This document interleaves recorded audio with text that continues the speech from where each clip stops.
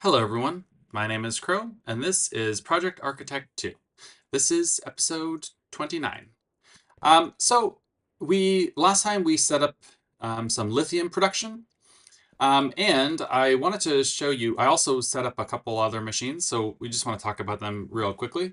I made another 256K chemical storage cell.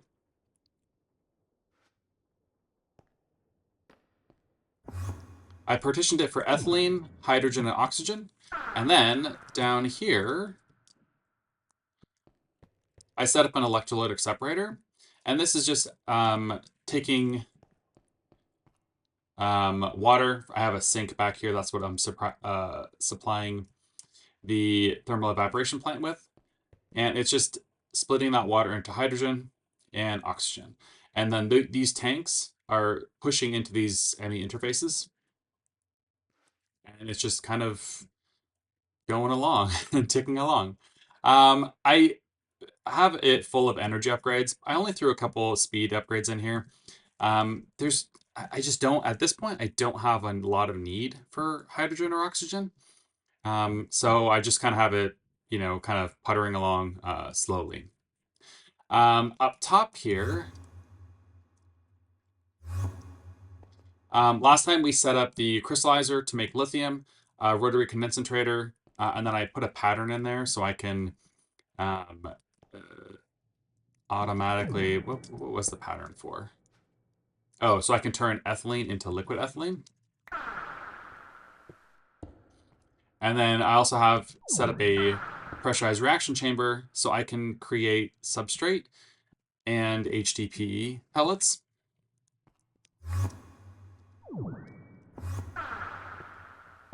HDPE is useful in mechanism for, let's see here. It's used to make sheets, which are going to be used for other things like module bases for the mecha suit, if I ever get into that. I do need it for the SPS casings. And I mean, I think that's pretty much it. There's not a whole lot of uses for it. So I'm not producing it like a lot of it, but I do just have it available. And it's just 3 of these pellets into the HDPE sheet. So I set these up to be auto crafting so that I can use them with basically whatever I want. This pressurized reaction chamber, I set up the recipes.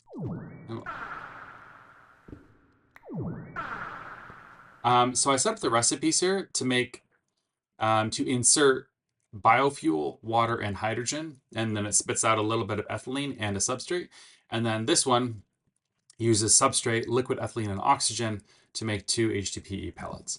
A lot of times when we're doing HDPE, we kind of set, like a pressurized reaction chamber, and then a condensator, and then another pressurized reaction chamber, and you're just exporting everything kind of all the time, and it's just constantly running. But I did want to just set up these recipes properly so that everything is on demand. Okay, so if we go down here, I also dug a hole here. This is where my induction matrix is going to be.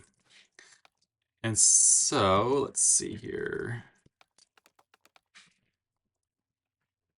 So the induction matrix is a really cool multi-block. It's basically a giant battery. I dug this, I think it's like 14 down or something like that. And it's really easy to make because the structure is almost very similar to these evaporation plants. All you need to do is have the sides, or rather the edges, the induction casings.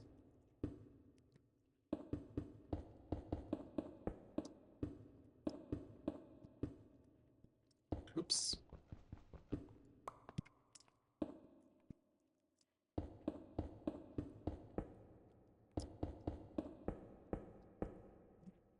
Did I have any more induction casings? No, I did not. 4. So I need 8 more.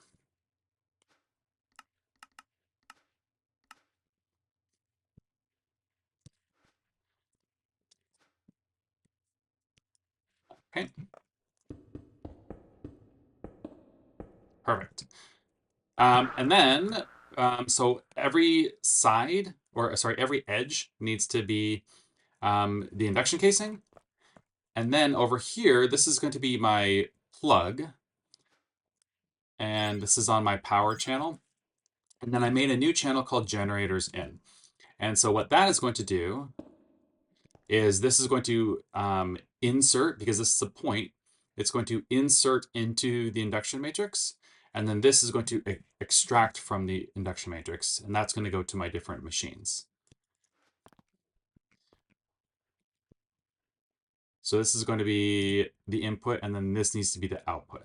So this will output to my machines. This will input from my generators.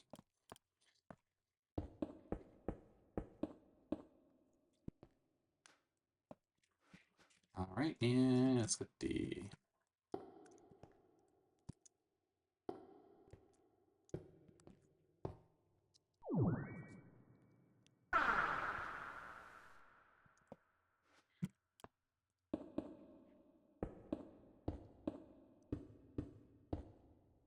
All right, and now this is a multi-block. So the induction matrix, it's empty and it has a capacity of 0 FE. And this is how it is, right? The induction matrix doesn't really do anything on its own. But we see all this empty space. And so all this empty space we can fill with induction cells and induction providers. So the induction provider allows things to come in and out, and then the cells increases storage. So I can fill this thing with 1, 2, 3, 4, 5, 6, 7, 8. So I could conceivably put 72 induction cells in here. And replace maybe 1 or 2 of those with a provider and just have a truly massive storage.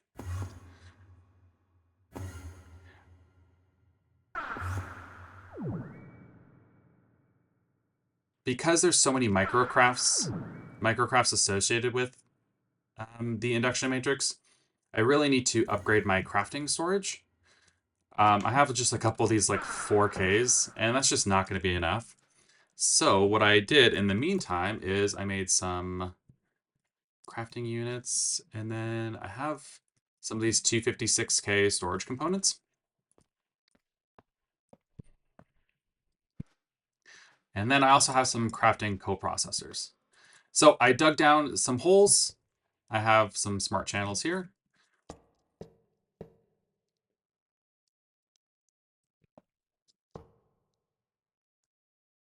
There we go.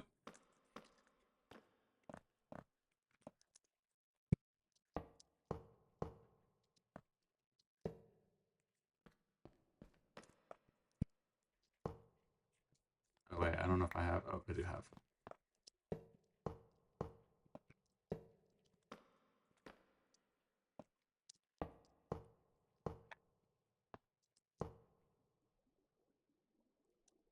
All right, cool. Okay, so now I have a little bit more robust storage. Now I can do a much bigger craft. So let's see, I need 1 ultimate induction provider. Let's see, let's do 4 of the induction cells. And see, each of, like, this is going to require 1,000 lithium, which is 96 buckets. And I have tons of lithium. I have 2,000 buckets of lithium, so I am good on the lithium. All right, and that's just gonna take a little bit of time. See, it's making all these steel casings here. Okay, so while that is cooking up, I want to address something that's kind of been bugging me for a long time. And that is, I'm gonna need some warpers. And I'm gonna need some ritual pedestals, which means I need 4 of those guys. Okay, and then I'm going to need an island.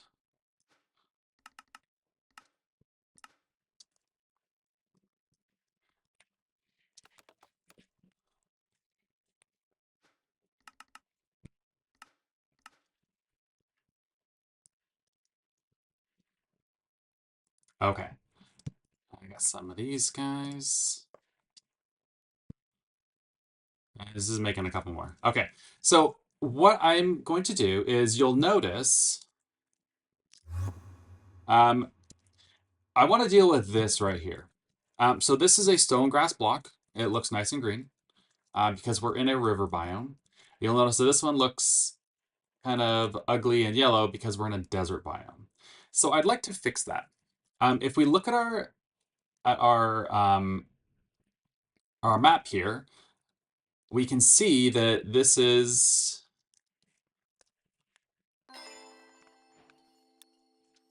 oh, interesting. So the valley is approximately, let's say, 1, 2, 3, 4, 5, 6, 7 chunks across. So it's approximately 7 chunks across. 7 times 16 is 112. So this is 112 blocks across, approximately.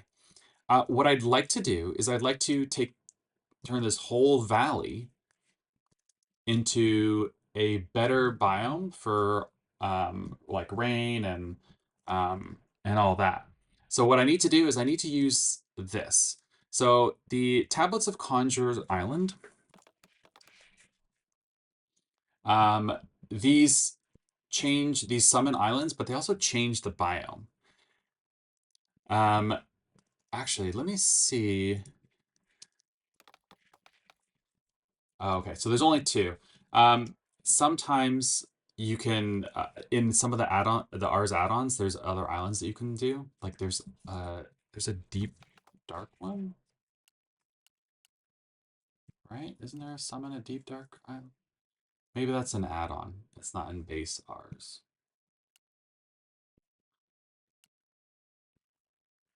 But either way, so I'm going to use these conjure islands, and what I'm going to do is I'm going to summon islands, which will overwrite the fact that these are deserts, and it'll turn this island or this whole valley into kind of a plains. It'll equalize all these different colors as far as the grass goes, and I think it'll make it look a little bit nicer. When it rains, I absolutely have, if I'm like flying through my valley, it'll be raining right here because I'm in the river. It will not be raining right here because I'm in the desert. Um, and then it'll start raining again. What is it there? I'm sure there's a river over here. Um, so there's just the rain is very inconsistent because I'm in a desert. Now the problem, of course, is that if I start summoning islands, I have to dig them out again, right? Because they're going to be ugly. It's going to be a big floating block of dirt. Nothing spawns on the island as far as like structures or anything. Um,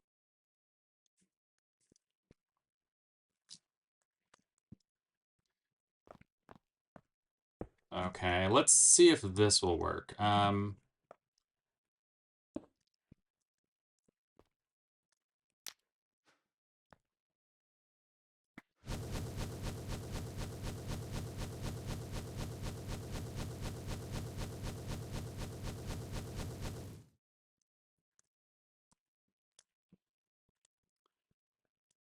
Okay.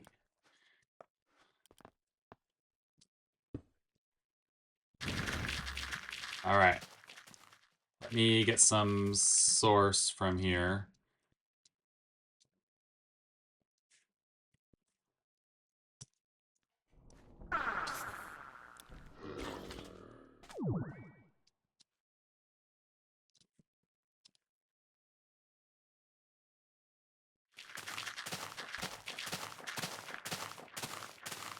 Okay. So this should fill up.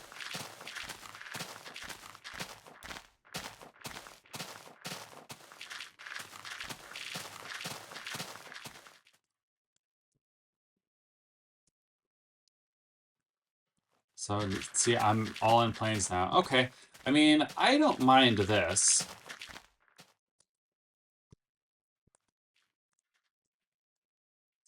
So apparently this is what I need to do.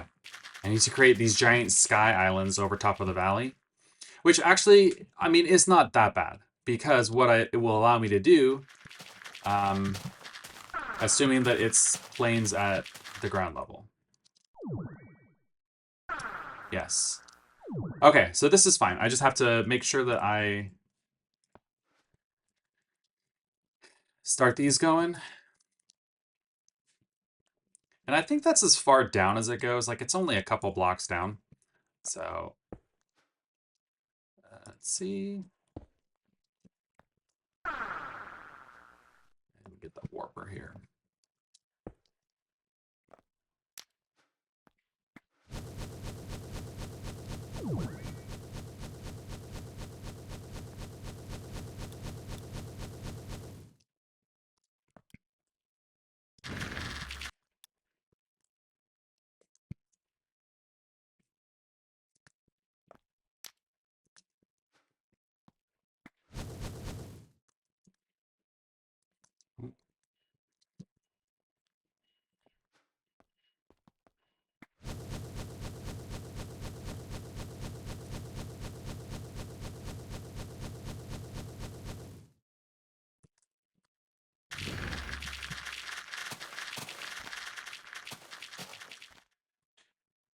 That's still running.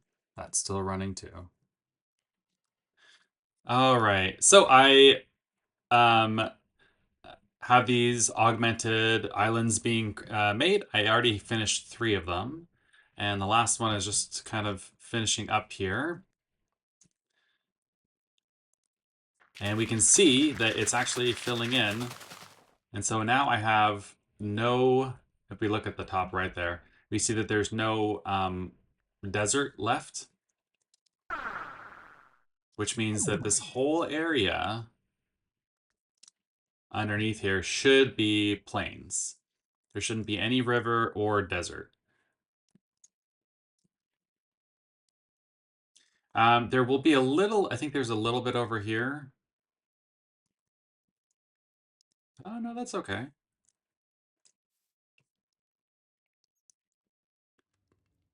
Yeah, this is still desert over here. So I might need to set up like one more. I'll have to see where this takes me.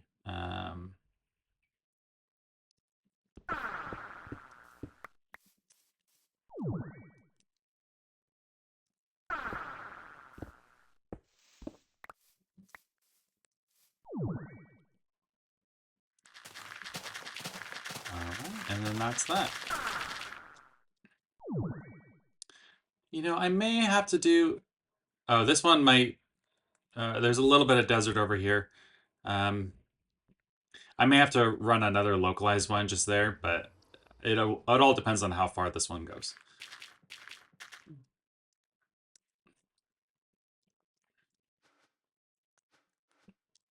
Okay, so now the last thing that we're going to do today is we're going to set up this... Okay, so I have the... Let's look at mechanism here. While I was setting those up, the induction providers and a couple of cells got finished.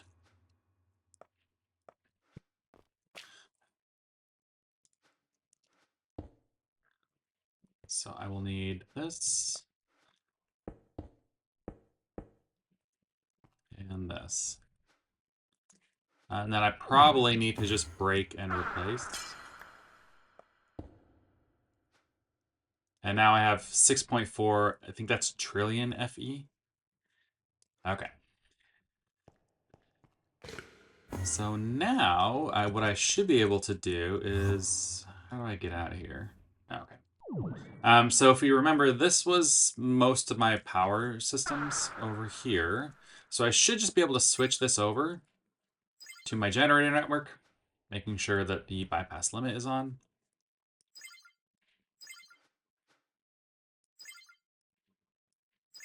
All right.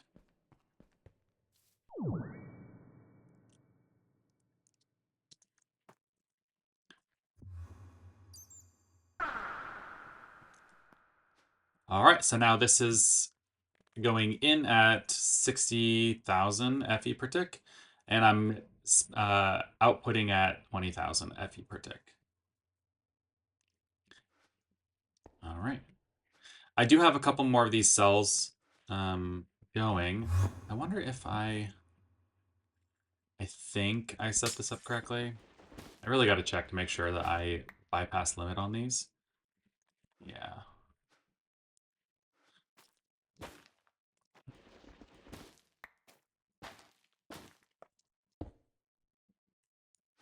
Okay.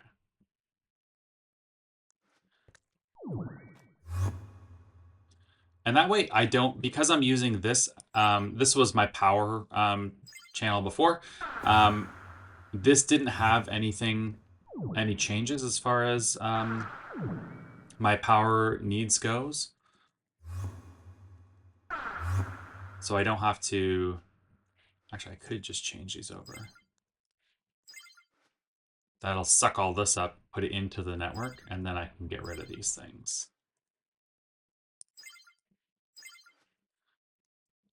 Now this has 0 power in it. So does that. And so does that. Because these have EMC, and so I don't really need these anymore. All right. So it looks like this valley is now entirely Plains Valley now. I will have to figure something out as far as the rain, because the rain is really annoying. But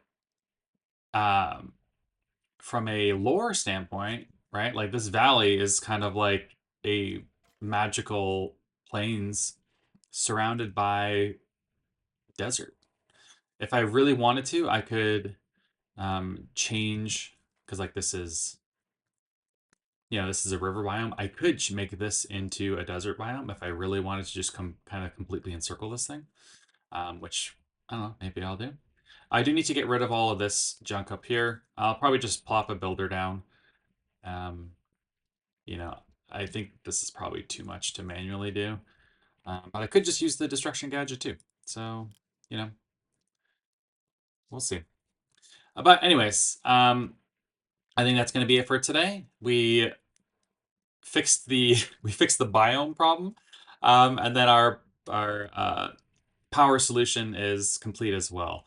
At this point in time, I have way more power coming in than going out, and so this induction matrix will just kind of keep,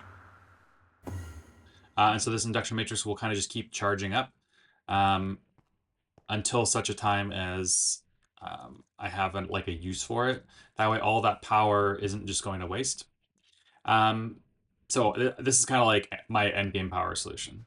It can hold 6 trillion FE, and then I also have some more of these induction cells crafting, 9 more, which is going to be, I think I have 4 in there now. So that'll almost triple what I have in here now. So should be plenty for my needs. I mean, I could just fill up this whole thing. That'd be kind of cool. All right, but that's it for today. Thanks for watching. If you have any tips or tricks or any comments, please leave them down below. Otherwise, I'll see you next time. Take care.